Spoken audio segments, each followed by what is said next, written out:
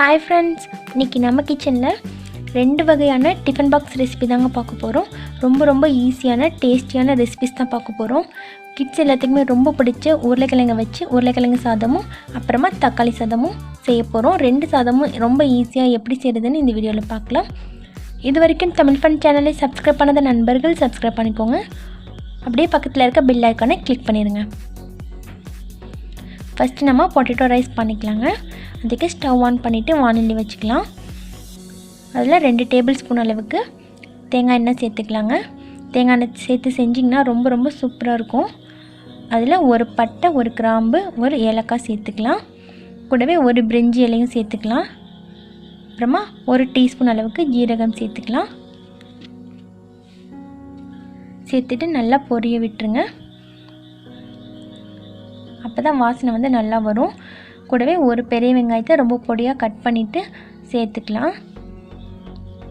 அப்புறம் 1 டீஸ்பூன் இஞ்சி பூண்டு பேஸ்ட் சேர்த்துட்டு நல்லா வதக்கி விட்டுருங்க. 2 கொத்து கருவேப்பிலையும் சேர்த்து வதக்கி விட்டுருங்க.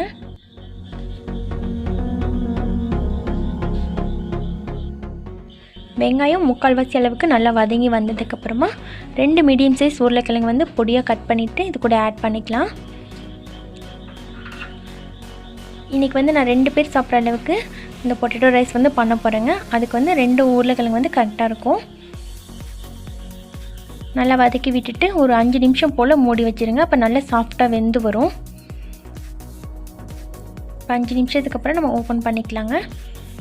இப்போ இது கூட நம்ம மசாலாலாம் ஆட் பண்ணிக்கலாம். இந்த உருளைக்கிழங்குக்கு தேவையான அளவுக்கு உப்பு சேர்த்துக்கோங்க. அப்புறமா 1/2 டீஸ்பூன் கரம் மசாலா, 1/2 டீஸ்பூன் மிளகாய்த்தூள், 1 டீஸ்பூன் சோம்புத்தூள் சேர்த்துக்கலாங்க. சேர்த்துட்டு நல்லா வதக்கி விட்டுடலாம். மசாலாலாம் உருளைக்கிழங்கு கூட சேர்ந்து நல்லா மிக்ஸ் ஆகி வரட்டும். ஒரு 10 நிமிஷம் போல் சிம்லே வச்சிட்டிங்கன்னா உருளைக்கிழங்கு நல்லா வெந்து நல்லா மேலே லைட்டாக கிறிஸ்ப்னஸும் உள்ளார சாஃப்டாகவும் உங்களுக்கு வெந்து வரும். இன்றைக்கி நான் தண்ணி ஊற்றாமல் தான் வேக வச்சுருக்கேன். நீங்கள் வேணால் லைட்டாக ஒரு 1/4 டம்ளர் தண்ணி ஊற்றி கூட வேக வச்சுக்கலாம். அது ரொம்ப குயிக்காக வெந்து வந்துடும். இதை விட அது ரொம்ப சீக்கிரமாக ஆயிரும். இது மாதிரி செய்யும்போது ரொம்ப க்ரன்ச்சியாக நல்லாயிருக்கும் சாப்பிட்றதுக்கு சாதம். இப்போ மசாலாலாம் மிக்ஸ் ஆகி உருளைக்கிழங்கு நல்லா வெந்து வந்திருக்குங்க சாஃப்டாக.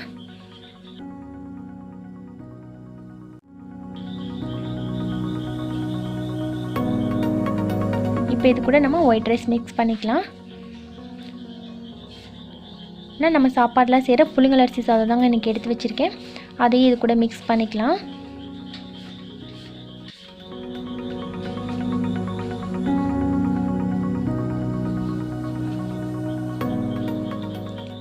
நல்லா மிக்ஸ் பண்ணிவிட்டு ஸ்டவ் ஆஃப் பண்ணி வச்சுருங்க. ரொம்ப ஈஸியாக 5 நிமிஷத்தில் இதை நம்ம ப்ரிப்பேர் பண்ணிடலாங்க. இதுக்கு சைட் டிஷ்லாம் எதுவுமே தேவையில்லை. நம்ம பொட்டேட்டோஸ்லாம் நிறையா மிக்ஸ் ஆகிருக்கனால குழந்தைங்க ரொம்ப ஆசையாக விரும்பி சாப்பிடுவாங்க. தினமும் கேட்டு கூட அடம் பிடிப்பாங்க. அந்தளவுக்கு ரொம்ப டேஸ்டியாக இருக்கும். பாருங்கள் எவ்வளோ சீக்கிரத்திலே நம்மளுக்கு பொட்டேட்டோ ரைஸ் ரொம்ப சூப்பராக ரெடி ஆகிடுச்சு. மேலே கொத்தமல்லி இலைகளை தூவிட்டு நம்ம பரிமாறிடலாங்க.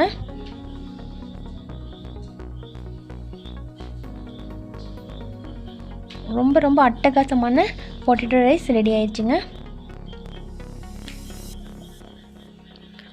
நம்ம இப்போ தக்காளி சாதம் எப்படி செய்கிறதுன்னு பார்க்கலாம். ஸ்டவ் ஆன் பண்ணி வானொலி வச்சுக்கலாங்க.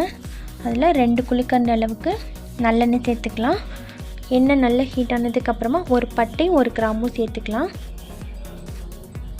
அப்புறமா ஒரு பிரிஞ்சி இலை சேர்த்துக்கலாம். சேர்த்துட்டு 2 பெரிய வெங்காயத்தை பொடியாக கட் பண்ணி வச்சுருக்கேங்க. அதையும் இது கூட ஆட் பண்ணிக்கலாம். 10 பல் பூண்டு எடுத்து நல்லா நைஸாக உரலில் போட்டு தட்டிட்டு இது கூட ஆட் பண்ணிக்கலாங்க.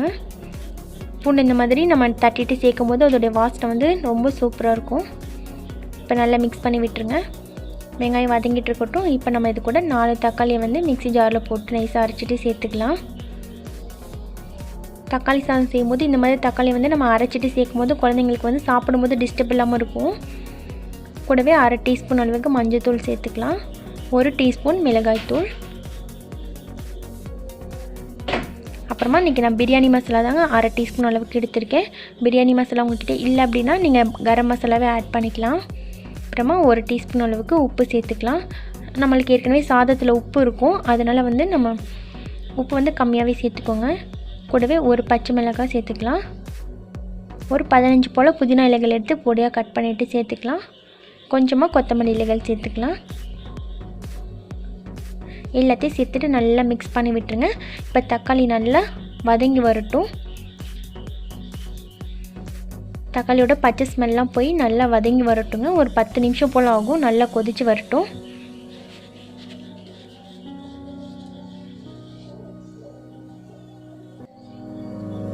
இப்போ இந்த அளவுக்கு தக்காளி வந்து வதங்கி நல்லா சுருண்டு வந்ததுக்கப்புறமா இது கூட நீங்கள் வந்து ஒரு அரை எலுமிச்சம்பழத்தோட சாறு சேர்த்துக்கோங்க. அப்படி இல்லைன்னா 1 டேபிள் ஸ்பூன் அளவுக்கு தயிர் சேர்த்துக்கோங்க. இந்த மாதிரி சேர்க்கும்போது தக்காளி சாதத்தோட டேஸ்ட்டே வந்து ரொம்ப சூப்பராக இருக்கும். இது நீங்கள் இல்லைனாலும் பரவாயில்ல, இருந்தது அப்படின்னா கண்டிப்பாக சேர்த்து செய்யுங்க. ரொம்ப சூப்பராக இருக்கும். சேர்த்து நல்லா மிக்ஸ் பண்ணி விட்டுட்டு இப்போ நம்ம வந்து சாதத்தை சேர்த்துக்கலாங்க. இப்போ இன்றைக்கி வந்து நான் 3 பேர் சாப்பிட்ற அளவுக்கு தக்காளி சாதம் பண்ணியிருக்கேன். இப்போ நம்ம சேர்த்த அளவு எல்லாமே 3 பேர் வரைக்கும் சாப்பிட்லாம்.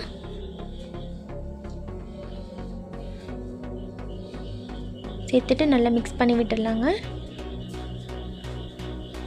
சாதம் நல்லா மிக்ஸ் ஆகி வந்ததுக்கப்புறமா நம்ம ஸ்டவ் ஆஃப் பண்ணிக்கலாம்.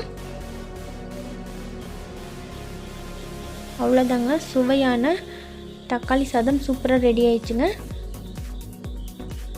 ரொம்ப ரிச்சான டேஸ்ட்டில் ரொம்பவே சூப்பராக இருக்கும். மேலே வந்து கொத்தமல்லி இலைகளை தூவிட்டு நம்ம சர்வ் பண்ணிடலாம். ஸோ 2 வகையான வெரைட்டி ரைஸ் ரொம்ப சிம்பிளாகவும் டேஸ்டியாகவும் எப்படி செய்கிறதுன்னு நம்ம பார்த்தோம். இதே மாதிரி நீங்களும் வீட்டில் ட்ரை பண்ணி பாருங்கள். இந்த வீடியோ உங்களுக்கு பிடிச்சிருந்துச்சுன்னா மறக்காமல் லைக் பண்ணி உங்கள் ஃப்ரெண்ட்ஸுக்கும் ஷேர் பண்ணுங்கள். தேங்க்யூ.